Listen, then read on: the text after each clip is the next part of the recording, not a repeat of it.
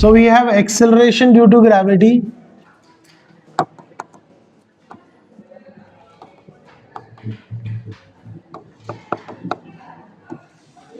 Obviously we used to write it with g, small g.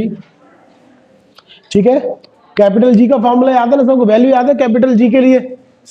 What is the value of G? G is universal constant,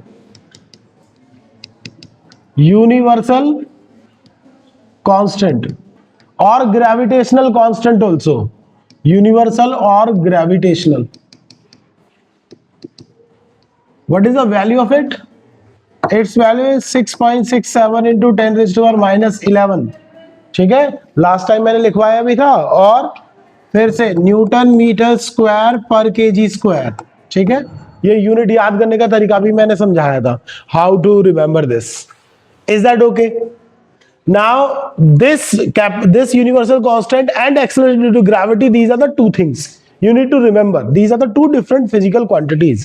Many a time this is the misconception कि जब हम कोई बोलेगा small जी तो कोई capital G use कर देगा, जब कोई बोलेगा ग्रेविटेशनल कांस्टेंट वो स्मॉल जी यूज कर देगा. वो गलती नहीं होनी चाहिए. ठीक है, these two are the separate quantities. ठीक है, मिक्स नहीं करना है दोनों को. क्लियर? क्लियर? और स्मॉल जी का वैल्यू कितना होता है लगभग अर्थ सरफेस के आसपास? 9.8 मीटर पर सेकंड स्क्वायर. ओके, एक और क्वांटिटी बताओ जिसका unit acceleration due to gravity से मैच करता है. इसी चैप्टर से, सेम चैप्टर से एक और क्वांटिटी बताया था जिसका वैल्यू ग्रेविटेशन, दिस वन, जिसका unit, SI unit acceleration due to gravity को मैच करता है. मतलब जो इसका एसआई यूनिट है वही उसका भी एसआई यूनिट है. ग्रेविटेशनल फील्ड इंटेंसिटी क्या होता है? वो force per unit mass, force experienced by a mass. ठीक है, per unit divide by its mass. That means you can say simply force per unit mass, force per unit mass बोल सकते हो. Clear है पॉइंट? चलिए, तो पहले ही मैंने बता दिया है these two are the different quantities. So कोई भी इसमें कंफ्यूज नहीं होगा, अभी से ही दिमाग में रखेगा. Capital G is gravitational constant and small G is acceleration due to gravity. And please remember their values as well. Clear? चलिए, अभी हम फिर बात कर लेते हैं किसका? ग्रेविटेशनल कांस्टेंट नहीं कर रहे हैं, we are going to do acceleration due to gravity. ठीक है, now do you have any difference, like do you know the difference between mass and the weight? What is mass? What is mass? Mass is actually the quantity of matter contained in the object. ठीक है, जो object में contained है, कितना मास actual में है, quantity of matter जिसको बोलते हैं हम, उसी को मास बोलते हैं. और ठीक है, दूसरा एक और चीज है, वेट. क्या है? Weight is the force, weight is the force experienced by the object on the earth. Force वाले चैप्टर में मैंने तुमको बताया था सबको. क्या बताया था मैंने? अगर मैं वेइंग मशीन पे खड़ा हूं, आई am standing on a weighing machine, तो वेइंग मशीन क्या दिखा रहा है? क्या वेइंग मशीन मेरा वेट दिखा रहा है या वो वेट तो दिखाता ही है ना? वेट दिखाता है या नहीं दिखाता है? दिखाता है. लेकिन जब मैं खड़ा हूं वेइंग मशीन पर, आई एम स्टैंडिंग ऑन इट, तो क्या मैं एक फोर्स वेइंग मशीन पे लगा रहा हूं या नहीं? क्यों लगा रहा हूं बताओ? मैं वेइंग मशीन के ऊपर फोर्स क्यों लगा रहा हूं डाउनवर्ड डायरेक्शन में? Because of gravity, earth gravity. तो अर्थ मुझे खींच रहा है, इसीलिए मैं मशीन के ऊपर लगा रहा हूं. फिर मशीन क्या करेगा? मेरे ऊपर लगाएगा. समझ में आ रहा है या नहीं? ठीक है, बोलिए. तो जो मशीन है वो क्या करता है? वो एक्शन रिएक्शन वाला मेजर करता है. ठीक है, क्लियर? तो वेट किसके बराबर हो जाएगा? रिएक्शन के बराबर हो जाएगा. Now, so this is weight. Weight actually is the force experienced by the object. For example, mass. क्या मैं अगर जुपिटर पे जाऊं तो क्या मेरा मास बदलेगा? क्योंकि जितने मॉलिक्यूल मेरे अंदर है उतने ही मॉलिक्यूल हर जगह रहेंगे. सही है. लेकिन अगर मैं जुपिटर पर वेइंग मशीन लेके जाऊं, जा नहीं सकते, but imagine, hypothetical situation imagine कर सकते हो कि हम जुपिटर पे गए और हमने अपना वेट मेजर किया, तो ऑब्वियसली जुपिटर क्या हमें ज्यादा ग्रेविटी से खींचता है या नहीं खींचता है as compare to earth when we are on the earth surface? तो जब हम अर्थ सरफेस में होंगे तो हम एक पर्टिकुलर फोर्स से खींचे जाएंगे बाय द अर्थ. ऐसे ही हम जुपिटर में, तो जुपिटर खींचेगा हमको अपने ग्रेविटी से. तो दोनों में ग्रेविटी किसका ज्यादा है? जिसका मास ज्यादा है। किसका मास ज्यादा है? किसका मास ज्यादा है? जुपिटर का। तो जुपिटर ज्यादा ग्रेविटी लगाएगा, और ज्यादा ग्रेविटी लगाएगा तो ज्यादा ही वेट शो होगा। सही है? तो वेट भी क्या हो जाएगा? ज्यादा। समझ में आ रहा है? तो क्या वेट कांस्टेंट रहता है हर जगह? नहीं, प्लेस टू प्लेस वेरी करता है। Even on the earth also, earth पे भी वेरी कर सकता है। ठीक है, कैसे करेगा अभी बताएंगे हम। मेरी बात समझ में आ गया? मास क्या कांस्टेंट रहता है? मास कांस्टेंट रहता है या नहीं? मास को किस में मेजर करते हैं? केजी में। ठीक है, लेकिन हम वेट को किस में मेजर करते हैं? न्यूटन में। किस में? केजी में भी कर सकते हैं, लेकिन वो उसका कौन सा यूनिट होगा? ग्रेविटेशनल यूनिट होगा। कौन सा यूनिट होगा? Gravitational unit. ठीक है, उसको हम एक्चुअली ग्रेविटेशनल यूनिट बोल देते हैं, बिकॉज हम उसको केजी में बोल रहे हैं। तो वेट को केजी में लिख सकते हैं, लेकिन के किलोग्राम फोर्स लिखना पड़ेगा। क्या लिखना पड़ेगा? Kilogram force. लेकिन जनरली मास को क्या लिख सकते हैं? मास को हम केजी में लिख सकते हैं। ठीक है, समझ में आया? तो 1 किलोग्राम फोर्स को कन्वर्ट करेंगे किसमें? न्यूटन में, बाय मल्टीप्लाइंग। कितने से मल्टीप्लाई करेंगे?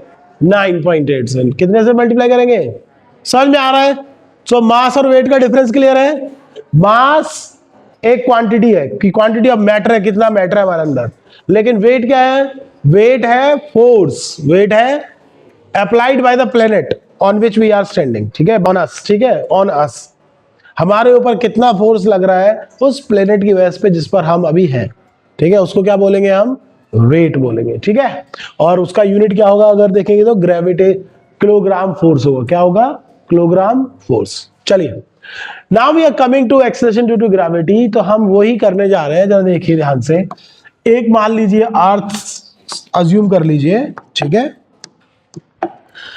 और अर्थ अज्यूम करने के बाद यहां है सरफेस। क्या हम लिख सकते हैं this is the R radius of earth? This is earth, we are assuming earth. ठीक है, दिस इज रेडियस। ये क्या हो जाएगा? रेडियस। ये क्या हो जाएगा भाई? मास। ये किसी भी प्लेनेट का हो सकता है, लाइक जुपिटर। जुपिटर में भी क्या है? आर रेडियस हो जाएगा, एम मास हो जाएगा, और उसका एम मतलब जुपिटर का मास हो जाएगा उस टाइम पे। तो अभी हम अर्थ का मास ले रहे हैं। So we are standing here on the surface. सही है, एंड हमारा मास कितना है? एम। अज्यूम कर लीजिए क्या मास है। तो अर्थ क्या हमें, अर्थ हमारे ऊपर कितना फोर्स लगाएगी जरा बताओ। अर्थ बोलो हम पे कितना फोर्स लगाएगी, बताओ। mg फोर्स लगाती है या नहीं लगाती हमेशा? लेकिन ये जो mg फोर्स होगा, ये क्या force on the mass due to earth है या नहीं है? तो ग्रेविटेशनल फोर्स है या नहीं है? So this is a weight, this is weight. लेकिन यही वेट क्या फोर्स भी हो सकता है? फोर्स हो सकता है या नहीं बताइए? कौन सा force? Gravitational force on mass m due to earth, due to earth equal to, क्या हम वेट लिख सकते हैं ना या नहीं बताओ? मैंने यही तो समझाया अभी थोड़ी देर पहले। क्या बोला कि वेट क्या होता है? Weight is the force applied by the planet. ठीक है, weight actually like if I am standing on a planet, so weight, my weight will be the force experienced by me due to planet. planet मेरे ऊपर कितना force लगा रहा है, planet मेरे ऊपर कितना फोर्स लगा रहा है, वो उसी को क्या बोलेंगे हम? वेट बोलेंगे। क्या मैंने कोई मतलब जो मैं बोल रहा हूं क्या मैं वही चीज लिख रहा हूं या नहीं? बोलो, दोनों इक्वल है। क्या तुमको ये कैलकुलेट करना आता है? क्या ये कैलकुलेट करना आता है? सिखाया हुआ है भाई।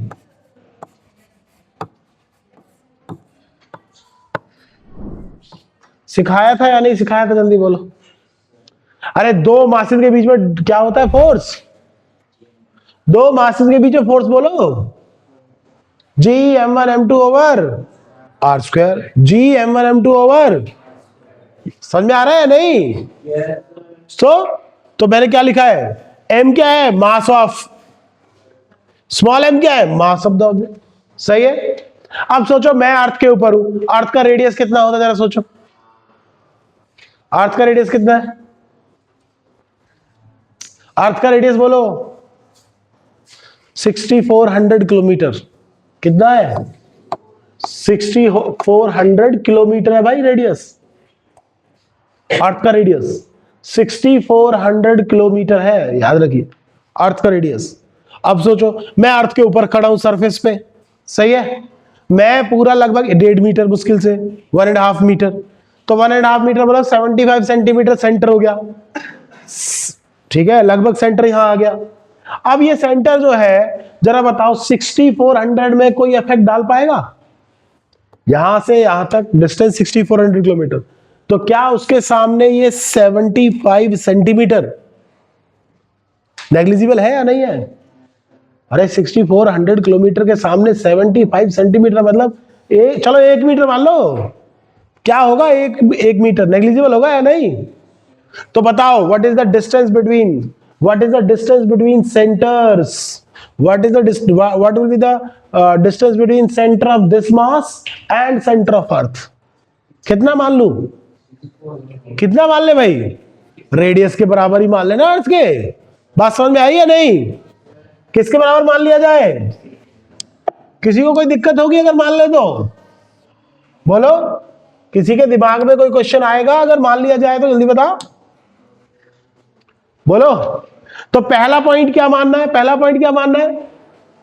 Wait of the object will be equal to, weight of the object will be equal to gravitational force on the mass m due to earth. तो कितना फोर्स है जरा बताइए? F इक्वल टू, F का वैल्यू बताइए, G mass of earth product of masses, याद है ना? Gravitational force directly proportional to product of masses, inversely proportional to square of the distance between their centers there। तो इसका centre और इसके centre में कितना डिस्टेंस है? रेडियस ऑफ अर्थ के बराबर है या नहीं है? क्योंकि वो खुद तो छोटा सा ही ऑब्जेक्ट है अर्थ के कंपैरिजन में, तो क्या हम रेडियस ही मान ले सीधे?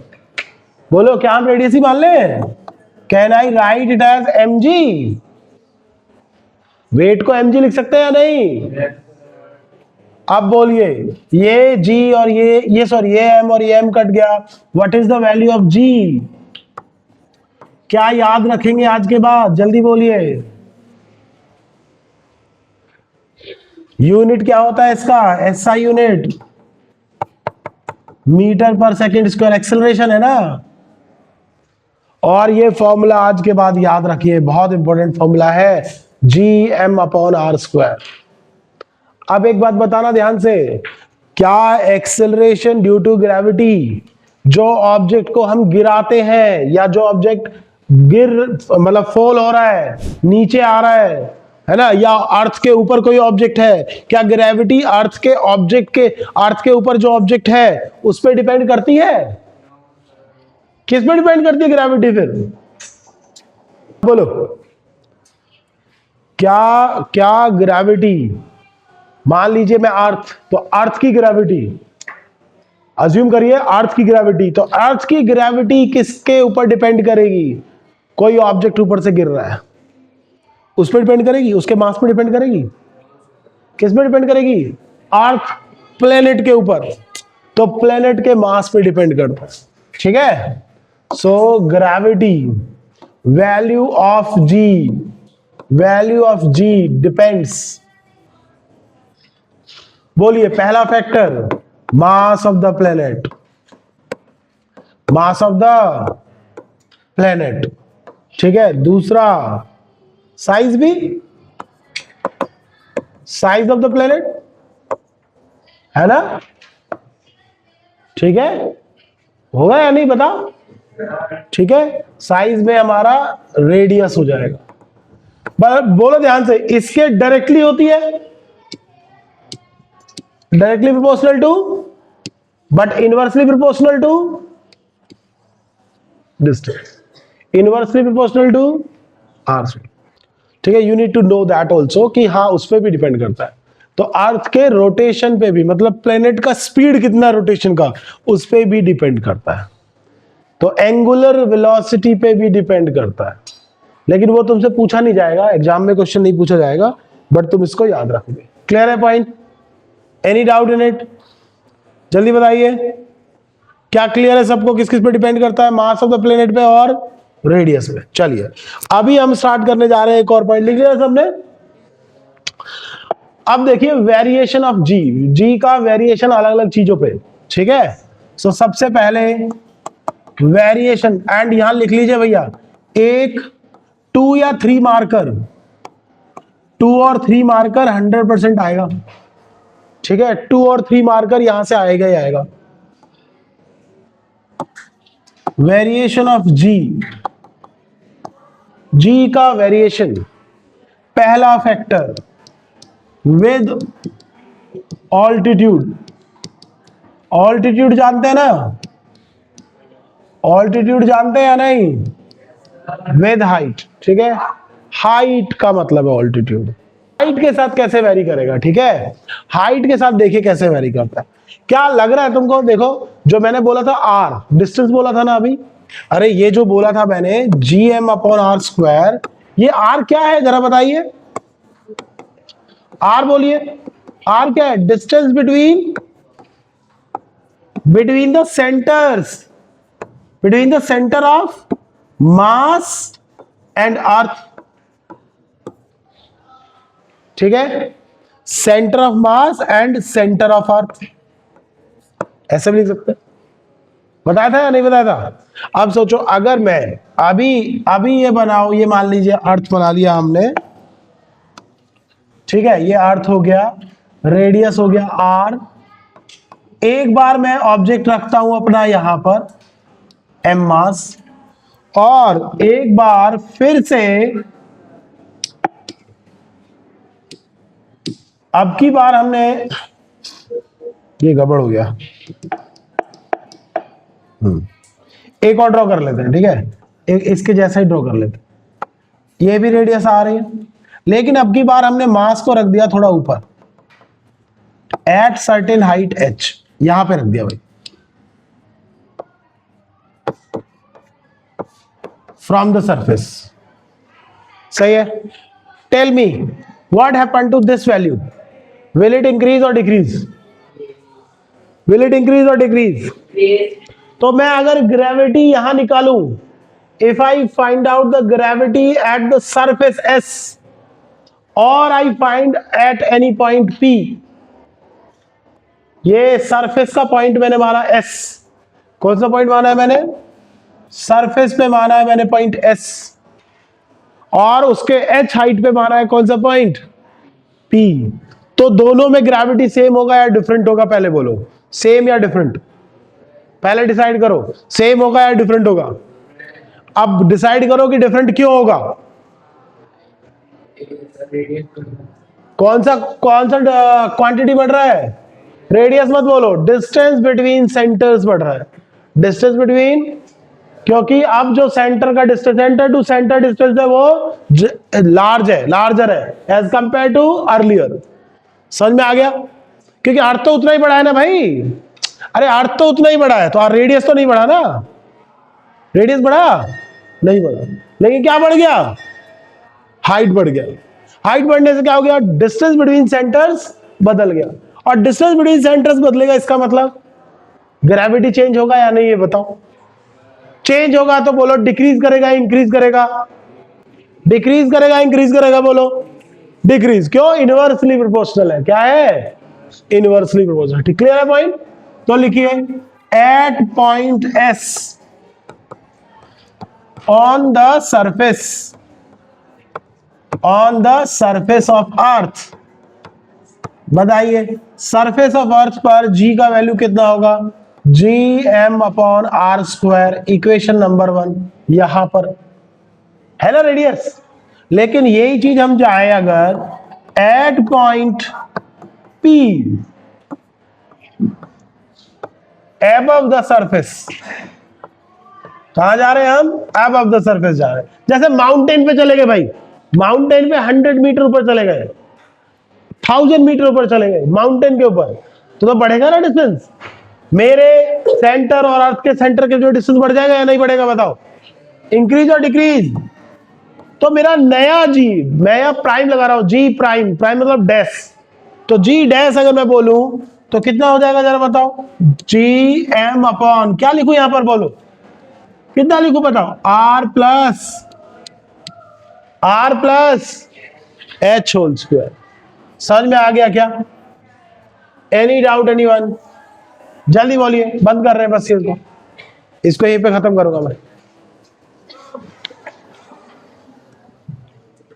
जल्दी बताइए। समझ में आया? किसी को कोई क्वेश्चन है तो बोलो, आएगा जरूर इससे। एक और अभी डेप्थ वाला आ रहा है, एक आएगा शेप का, तीनों में से एक प्रूफ करने के लिए भी आता है या फिर न्यूमेरिकल आता है, ठीक है, और एक आएगा ग्राफ, इंक्लूडिंग ग्राफ। इन सबको मिला के 2-3 नंबर पक्का आएगा ही आएगा, या तो 2 आए या 3 आए, ठीक है, मिलेगा ही मिलेगा तुमको। चलिए बताइए क्या करें, समझ में आया? अच्छा, मुझे दोनों का रिलेशन बताना है, मतलब ये कौन सा है, ये है न्यू ग्रेविटी, है ना, कहां पर, न्यू वैल्यू ऑफ, क्या है ये, new value of acceleration due to gravity at point P. तो क्या हम कर सकते हैं 2 डिवाइड बाई 1, तो क्या मैं दोनों को डिवाइड करके ऐसा कुछ वैल्यू बना दें, gm upon r plus h whole square divide by gm upon r square, can I do like this? और क्या gm को कैंसिल करके can we make it here in this way? बताइए समझ में आया या नहीं? और क्या हम इसको ऐसे भी लिख सकते हैं, g dash upon g equal to, या तो ऐसे कर देते हैं, पहला पॉइंट पहले, अच्छा okay, let me write this in this way first and then will convert it. So this is the formula right now for me, this is the equation number let's say 3, ठीक है, and very important relation. अब यहां से दो चीजें हैं, from here 2 things will be there. A part A क्या है, when h is not when h is comparable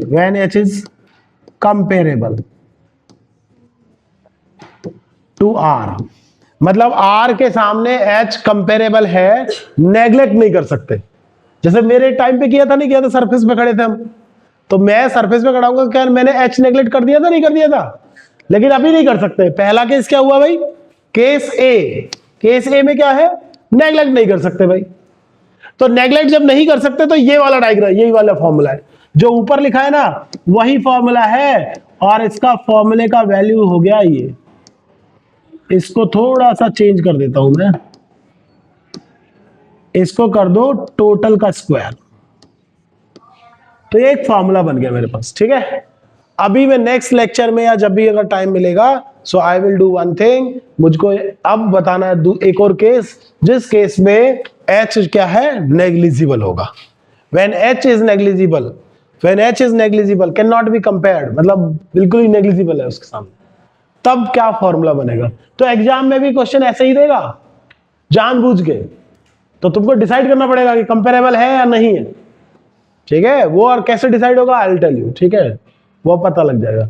समझ में आ गया इतना? क्लियर है पॉइंट? चलिए यहीं तक करेंगे आज, थैंक यू।